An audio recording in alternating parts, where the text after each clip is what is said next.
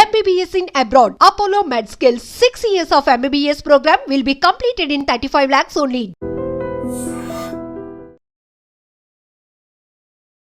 Journalist స్వేచ్ఛ మరణం ఎవ్వరు కూడా జీర్ణించుకోలేకపోతున్నారు. మీరు చూడండి ఒకసారి, పూర్తిగా జర్నలిస్ట్ లోకం అంతా కూడా కదిలి వచ్చింది.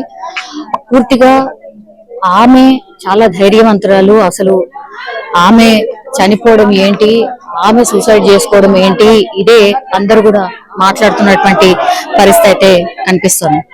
మేడం, స్వేచ్ఛ చాలా ధైర్యవంతురాలు, చాలా ధైర్యవంతురాలు. ఎవరు కూడా ఊహించలేదు ఇట్లా అవుతుంది.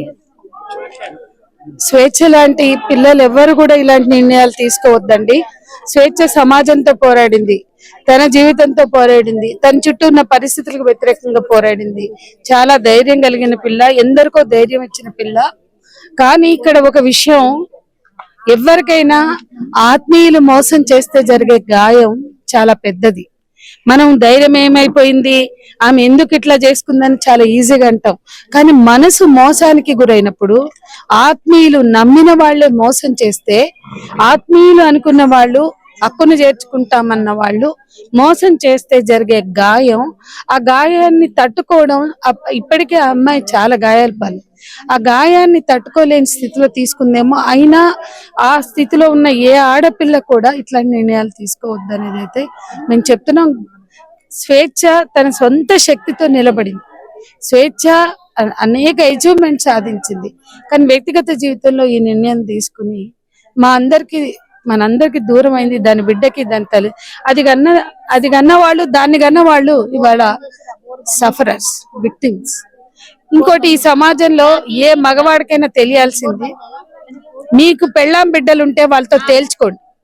మీ పెళ్ళాం బిడ్డలతో ఇష్యూస్ ఏంటో మీరు తేల్చుకోండి, కానీ ఇంకొక ఆడపిల్లల జీవితాలని కెలక్కండి, ఇంకొక ఆడపిల్లల జీవితాలని డిస్టర్బ్ చేయకండి. ఇవాళ చాలా మంది మాకు పెళ్ళాలతో సుఖాలు లేవు, మేము వదిలేస్తాం, మేము విడాకులు తీసుకుందాం అనుకుని ఎంటర్ అవుతారు. ఆ తర్వాత మీరు కావాలి, పెళ్ళాలు కావాలంటారు. ఆ వచ్చే ఘర్షణ ఇట్లాంటి ఆడపిల్లల మరణాలు ఇక్కడ కూడా అదే జరిగింది ఖచ్చితంగా. ఇవి మాకు తెలియవి కాదు, తెలుస్తూ దాన్ని ఆ అమ్మాయికి అర్థం అవుతుంది, అర్థం చేయించాలనే క్రమంలో ఇది జస్ట్ ఒక్క రోజు ముందే వచ్చారు వాళ్ళు రాజస్థాన్ వెళ్ళి. అది 3 నెలల నుంచి స్వేచ్ఛ పూర్ణచంద్ర అని పెట్టుకుంటే నిర్ణయం తీసుకున్నారేమో, సమస్య రిజాల్వ్ అయింది అనుకున్నాం. మార్చికి ముందు స్వేచ్ఛ ఓటకర్ గా ఉన్నది. మార్చి నుంచి స్వేచ్ఛ పూర్ణచంద్ర పెట్టుకుంటే సమస్య రిజాల్వ్ అయిందేమో అనుకుంటాం. ఒక మెచ్యూర్డ్ స్టేజ్ లో స్త్రీల స్వేచ్ఛను గౌరవించేటువంటి అందరి వ్యక్తిగత జీవితాల్లో ట్రెస్ పాస్ అయ్యి జడ్జిమెంటల్ గా ఉండం. మేము చూస్తూ ఉండగానే ఇంత జరిగిపోయిందంటే మాకే షాకింగ్ గా ఉంది. ఇలా ఇతరుల ఆడపిల్లల జీవితాల్లోకి చొరబడే ఎవరైనా ఇట్లాంటి నేరాలకు పాల్పడితే శిక్షలు ఉంటాయనే స్పృహ అయితే రావాలి. అట్లాగే సమాజం ఇట్లా ఆడపిల్లలకి ఎలికేటువంటి మగవాళ్ళని కూడా హెచ్చరించాలి. ఆడపిల్లలకే శుద్ధులు చెప్పడం, ఆడపిల్లలకే నీతులు చెప్పడం, అంత తెలవదా కూతురుంది అట్లాంటివన్నీ చెప్పడం, మాట్లాడడం కాకుండా ఇట్లాంటి ఆడపిల్లలు డిస్టర్బ్ చేసే మగపిల్లలు కూడా ఆలోచించాలి. ఒక అవకాశవాదం, ఒక అడ్వాంటేజ్, ఆడపిల్లల్లో ఉండే ఇన్సెక్యూరిటీస్, ఎమోషనల్ ఇన్సెక్యూరిటీ. ఇవాళ ఇంతమంది ఇన్ని మాట్లాడుతున్నాం, ఒక మనిషికి ఉండే ఎమోషనల్ సెక్యూరిటీ, ఆడవాళ్ళైనా మగవాళ్ళైనా, ఆ ఎమోషనల్ ఇన్సెక్యూరిటీ అనేది మనకు అర్థమైతే ఎందుకు అంత పెద్ద నిర్ణయం తీసుకుందో మనకు అర్థమవుతుంది. నేను ఆ నిర్ణయాన్ని హర్షించలేకపోవచ్చు, కానీ అర్థం చేసుకునే ప్రయత్నం చేస్తాను. పూర్ణచందర్ అనే వ్యక్తి అసలు ఎప్పుడైనా తను మీతో మాట్లాడుతూ ప్రస్తావించినారు మేడం? మీరు ఎప్పుడైనా చూసారా? పూర్ణచందర్ నేను చూడలేదు, నాకు తెలియదండి. కానీ ఆమె జీవితంలో పూర్ణచందర్ వెంటబడ్డం, అతనితో ఆమె రిలేషన్షిప్ లో ఉండడం, అది వాళ్ళ తన తల్లిదండ్రులని, తన బిడ్డని డిస్టర్బ్ చేసింది. ఆ మేరకు తల్లిదండ్రుల నుంచి నేను విన్నాం. మేము ఆలోచిస్తున్నాం. అతని గురించి మాకు అర్థమయ్యి ఎంక్వైరీ చేసి అతను కరెక్ట్ పర్సన్ కాదు అని మాకు అర్థమయ్యాక, అతను ఈ అమ్మాయిని మోసం చేస్తున్నాడేమో అని మాకు తెలిసిన రోజు మేము హెచ్చరించాం. ఎన్నేళ్ల క్రితం? అన్ని ఒక 5-6 నెలలు, 1 year గా. అంటే మాకు తెలిసిందే తక్కువ. వాళ్ళ తల్లిదండ్రులకే తెలియదు, ఎందుకంటే ఆమె ఇండిపెండెంట్ గా ఉంటుంది. కూతురుని తీసుకొచ్చి వదలడం, వీళ్ళు వెళ్ళి ఆ పాపని స్కూల్లో దించడం, తల్లి దగ్గర దించడం, లేకపోతే తల్లి వచ్చి ఇక్కడ దించడం, ఇవే నడుస్తూ ఉండే. హాఫ్ లైట్ మాకు తెలిసాక, మాకంటే వాళ్ళకి తెలిసాక వాళ్ళు కూడా దాన్ని తెలవగానే మన ఇతరులతో షేర్ చేయరు కదా. వాళ్ళు ఇది ఎక్కడో కూరుకుపోతుంది, ఈ పిల్ల నష్టపోతుందేమో అని వాళ్ళు అప్రమత్తమయ్యే నా దాకా తీసుకొచ్చారు. కానీ దాన్ని మేము ఎట్లా హ్యాండిల్ చేయాలని ఆలోచిస్తున్న క్రమంలోనే ఇది జరిగింది. ఈ లోపల అది స్వేచ్ఛ పూర్ణచంద్రని పెట్టుకుంటే అది ఓ మేరకు రిజాల్వ్ అయిందేమో అనుకుంటాం.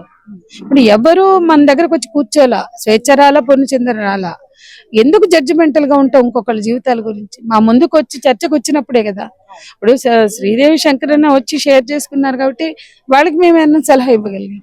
కానీ ఇవాళ తను కూడా గ్రోన్ అప్ చైల్డ్, మా కళ్ళ ముందు పుట్టి పెరిగింది స్వేచ్ఛ. దానికి 40 ఉండొచ్చు, అది మాకు పిల్లే. కాబట్టి అది ఇవాళ 40 ఏళ్ళకి వచ్చింది, ఒక బిడ్డ తల్లి అయిందంటే దాని జీవితానికి సంబంధించిన నిర్ణయం అది తీసుకుంటుంది, అది ఆలోచిస్తుంది అనుకున్నాం. కానీ ఇట్లా అవుతుందని మేము కూడా అనుకున్నాం. ఒక్క నిమిషం కూడా ఆలోచించలేదు. అంటే నేను ఆ ఎమోషనల్ సెక్యూరిటీ, ఎమోషనల్ బాండింగ్, ఆ ఎమోషనల్ డిస్టర్బెన్స్ అనే దాన్ని మనం కనుక, మేము చాలా సూసైడ్స్ చూస్తున్నాం కదా. మా దగ్గరికి వచ్చిన వాళ్ళని చాలా మందిని కాపాడుకోగలిగాం. ఇంకొక అమ్మాయి కూడా విమల, నేను చెప్తూనే ఉన్నాం, కోర్టులోనే విషయం తాగింది. ఆ అమ్మ కూడా ఇంత బిడ్డే ఉంది. అంటే కొన్నిసార్లు భర్తల్ని ఎక్కువ ప్రేమించిన వాళ్ళు, అవతల పార్ట్నర్స్ ని ఎక్కువ ప్రేమించిన వాళ్ళు ఏ నిర్ణయమైనా తీసుకుంటారేమో అనిపిస్తుంది. అది కూడా మనం అర్థం చేసుకోవాలి. మనకి చెడ్డవాడిగా కనిపించిన వాడు దానికి మంచివాడిగా కనపడి ఉండొచ్చు. ఆ ఎమోషనల్ అటాచ్మెంట్ లోంచి తను బయటకు రాలేకపోయి ఉండొచ్చు. ఇవన్నీ ఉంటాయి. సో మొత్తం మీద అది యాక్చువల్లీ ఇక్కడ జరిగింది కూడా అదే.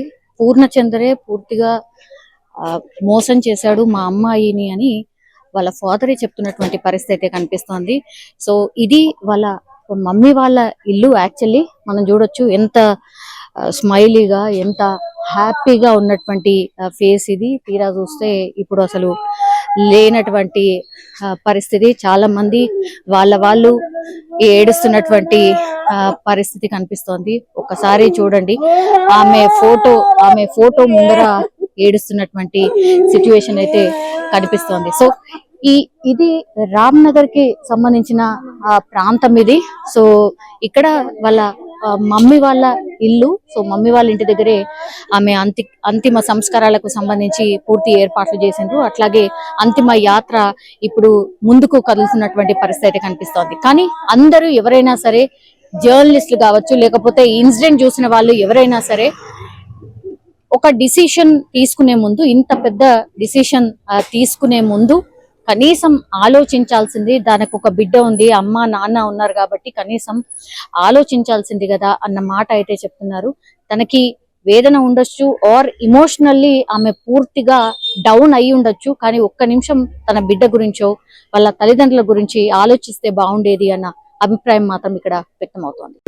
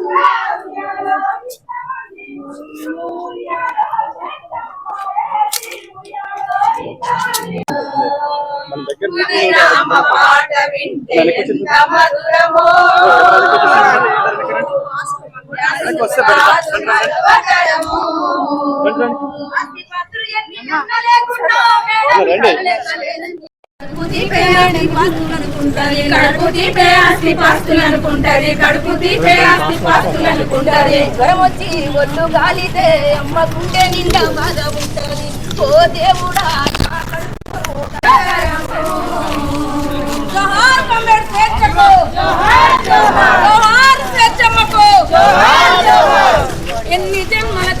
ఎన్నిసార్లు ఈ ఘోరాలు ఎంత మంది మరుగుదాము ఎన్నిసార్లు ఈ ఘోరాలు ఎంత మంది మరుగుదాము ఆది నుండి ఆడపిల్లని ఆడానే మనలుంచినారు ఆది నుండి ఆడపిల్లని ఆడానే మనలుంచినారు తలే చెల్లమ్మ మనమంతా జరవాలే ఎన్నిసార్లు ఈ ఘోరాలు ఎంత మంది మరుగుదాము ఎన్నిసార్లు ఈ ఘోరాలు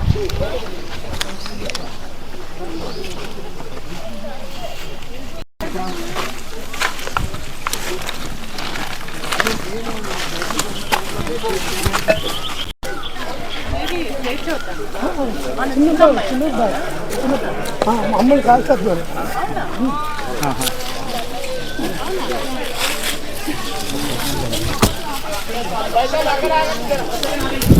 వస్తానా మీరు సైడ్ గారు సైడ్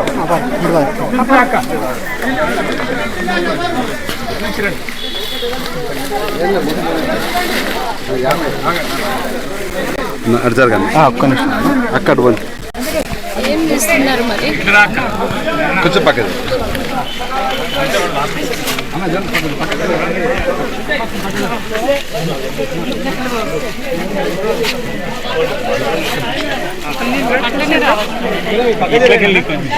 కొంచెం జాగ్రత్త దగ్గర కదా దగ్గర కూడా ఇక్కడనే ఉన్నాడు. నిజంగా ప్రస్తుతం ఉన్నటువంటి సమాజం దేనికి ప్రయారిటీ ఇస్తుంది?